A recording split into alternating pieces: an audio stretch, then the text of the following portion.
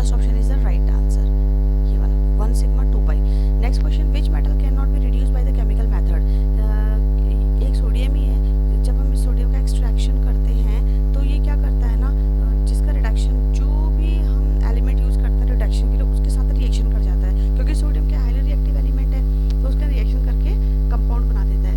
अगर हम क्या करें, सोडियम को कार्बन से रिड्यूस करें तो ये Na2C2 टाइप का कंपाउंड बना देता है और उससे रिएक्शन कर जाता है। तो ये तो बहुत मुश्किल है, इसीलिए इसको हम क्या करते हैं, रिडक्शन के थ्रू नहीं निकाला जाता है, इलेक्ट्रोलाइटिक रिफाइनिंग वगैरह करके,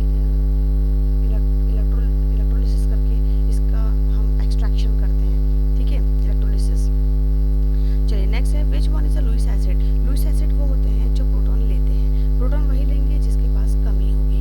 तो यहाँ तो आप देख रहे हैं कि ये माइनस ऑलरेडी इलेक्ट्रॉन रख के बैठे हुए हैं, ये भी रख के बैठे हुए हैं, नहीं लेंगे, है ना, पॉजिटिव वाला यही लेगा एक, तो Ag जो है वो लुईस एसिड हो गया, ठीक है। लुईस एसिड कौन होते हैं, जो इलेक्ट्रॉन को लेते हैं, यानी जो प्रोटॉन को लेते हैं, ठीक है। Next, on dilution what will be the effect on equivalent conductance. Equivalent conductance, दो बार आ गया इक्विवेलेंट कंडक्टेंस, ये मोलर कंडक्टेंस होगा।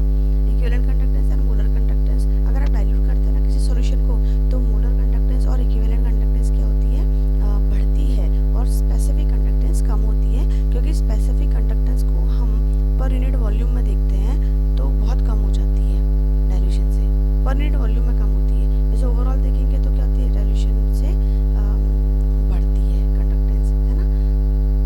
लेकिन यहाँ पे देख लीजिए आप answer, equivalent conductance and molar conductance increases और specific conductance decreases. Okay, next question देखते हैं, the sugar is present in honey. Honey में क्या होता है, दोनों प्रेजेंट होते हैं, ग्लूकोज भी होता है, सुक्रोज फ्रैक्टोज भी होता है। लेकिन अब ये ऑप्शन जो है इन्होंने दोनों तो दिया ही नहीं है ऐसा कुछ, तो मैं फ्रक्टोज आंसर लगाऊंगी, फ्रक्टोज ज़्यादा होता है, ग्लूकोज कम होता है, ठीक है। और अगर दोनों ऑप्शन देते हैं तो आप सेकंड और थर्ड दोनों लगाइएगा, और वैसे अगर नहीं देते हैं तो फ्रक्टोज आंसर लगाइए। The instability in the nucleus is due to, किसी भी एटम का न्यूक्लियस अनस्टेबल क्यों होता है, क्योंकि उसमें जो होता है ना, N/P की वैल्यू जो होनी चाहिए वो 1 होनी चाहिए। अगर 1 से ज़्यादा हो रही है या 1 से कम हो रही है तो वो अनस्टेबल हो जाएगा।